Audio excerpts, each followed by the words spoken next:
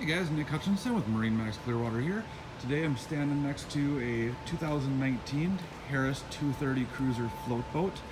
This one has the dual helm center walkthrough package, which means you've got dual captain seats here, as well as rear and forward sun loungers. We also got this equipped with a 12-foot bimini collapsible top, giving you plenty of shade for your rear sun loungers.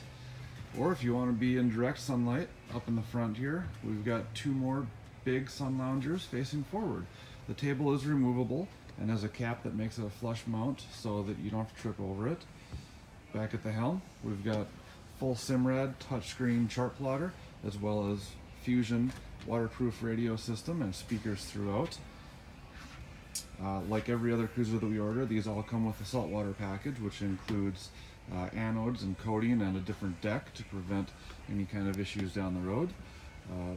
Swim platform that's telescoping, as well as a Mercury 115 Pro XS, which is going to give you plenty of power to get up on plane and get moving, probably in that 30-mile-an-hour range.